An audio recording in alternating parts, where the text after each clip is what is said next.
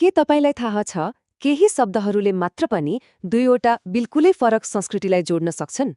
साँच्चै आज हामी त्यस्तै 10 जापानी शब्दहरूको बारेमा कुरा गर्दैछौँ जसले जापान र नेपाल बीच एउटा गजबको पुल बनाउन मद्दत गर्छ। ल, यो प्रश्नको जवाब खोज्ने प्रयास गरौँ है त। हेर्नुहोस्, यी केवल शब्द मात्रै होइनन्, यिनीहरू त सम्बन्धको ढोका खोल्ने चाबी जस्तै हुन्। बिहानको नमस्कारदेखि लिएर साँझको विदासम्म यी साधारण वाक्यांशहरूले कसरी हरेक पललाई विशेष बनाइदिन्छन्, आउनुहोस् आज सँगै अनुभव गरौँ। ल, हाम्रो यो यात्रा एउटा सामान्य दिनको सुरुवातबाटै सुरु गरौँ न।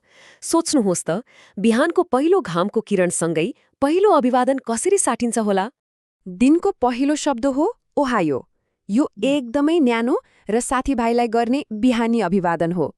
सोच्नुस् त, बिहानै साथी वा सहकर्मीलाई ओहायो भन्दा दिनको सुरुवात नै कति सकारात्मक हुन्छ, होइन र? यो हाम्रो शुभ प्रभात जस्तै त हो, तर यसमा अलिकति बढी अनौपचारिक र आत्मीयताको भाव लुकेको हुन्छ। बिहानको कुरा त भयो, अब दिनको व्यस्त समय सुरु हुन्छ, होइन? हो, यही बेला त हो हाम्रो सबैभन्दा बढी भेटघाट र कुराकानी हुने। ल, अब यो समयमा कुराकानीलाई सजिलो बनाउने केही महत्त्वपूर्ण वाक्यांशहरू हेरौँ है त। दिउँसोको समयमा सबैभन्दा धेरै प्रयोग हुने शब्द हो कोन्निचिवा। यो ठ्याक्कै हाम्रो नमस्ते वा शुभ दिन भने जस्तै हो। दिउँसो कसैलाई भेट्दा यो शब्द प्रयोग गरिन्छ। यसले एकदमै विनम्र तरिकाले कुराकानीको सुरुवात गर्न मद्दत गर्छ।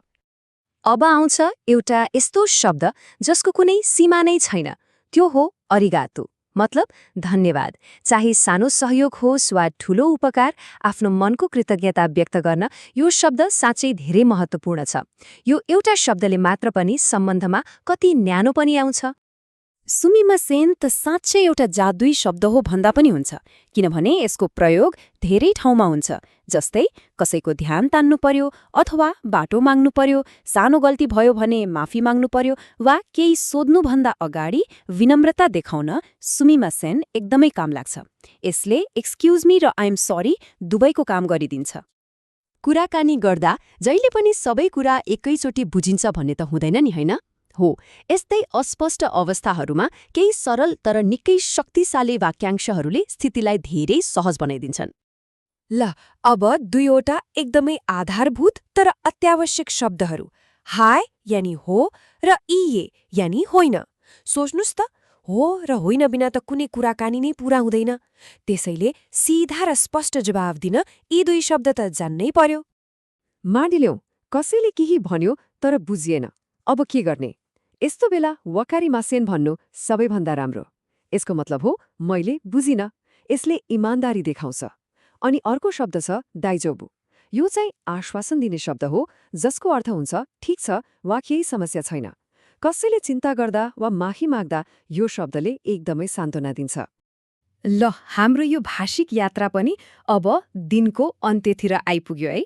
दिन ढल्दै गएपछि अभिवादन गर्ने तरिका पनि त स्वाभाविक रूपमा फेरिन्छ, होइन र? अब जब साँझ पर्छ, कोन्निचिवाको ठाउँमा कोनबान्वा प्रयोग हुन्छ। यसको सीधा अर्थ हो शुभ सन्ध्या। साँझपख कसैलाई भेट्दा यो अभिवादनले दिनको अन्त्यलाई एकदमै सुन्दर र शान्त महसुस गराउँछ। र दिनभरको कुराकानी र भेटघाटलाई टुङ्ग्याउने शब्द हो सायोनारा। यसको अर्थ बिदा वा अलविदा हो। तर एउटा कुरा के छ भने, सामान्यतया यो शब्द अलि लामो समयका लागि छुट्टिँदा प्रयोग हुने सङ्केतको रूपमा लिइन्छ। ल हेर्नुहोस्, हामीले एक दिनको यात्रा त पूरा गर्यौं, तर यी शब्दहरूको खास शक्ति के हो त? आउनुहोस्, अब यसको महत्त्वलाई छोटकरीमा बुझौँ। यी खाली शब्द मात्र होइनन्, बरु एकअर्कालाई बुझ्न बनाइएको पुल हुन्। त्यसो भए हामीले आज चर्चा गरेका 10 वाक्यांशहरू के थिए त? ओहायो, कोन्निचिवा, अरिगातो, सुमिमासेन, हाई, इए, वाकारिमासेन, दाइजोबु, कोनबान्वा र सायोनारा। याद गर्नुभयो? यी शब्दहरूले हाम्रो दैनिक जीवनको लगभग हरेक पक्षलाई छोएका छन्। यसले के देखाउँछ भने, भाषा सिक्नु भनेको खाली व्याकरण र शब्द रट्ने काम मात्रै होइन रहेछ। यो त अर्को संस्कृतिको सम्मान गर्दै मानिस बीचको सम्बन्ध बनाउने एउटा माध्यम हो। र यी ससाना सामान्य लाग्ने वाक्यांशहरूले ठ्याक्कै त्यही काम गर्छन्। आज हामीले 10 शब्दको यात्रा त पूरा गर्यौं, तर यो त केवल एउटा सुरुवात मात्र हो। अब एउटा प्रश्न सोच्नको लागि छोडेर जान्छु। यी दुई संस्कृति बीचको पुललाई अझ बलियो बनाउन अब अर्को कुन शब्द सिक्नु पर्ला? यसबारेमा सोच्दै गर्नुहोला है।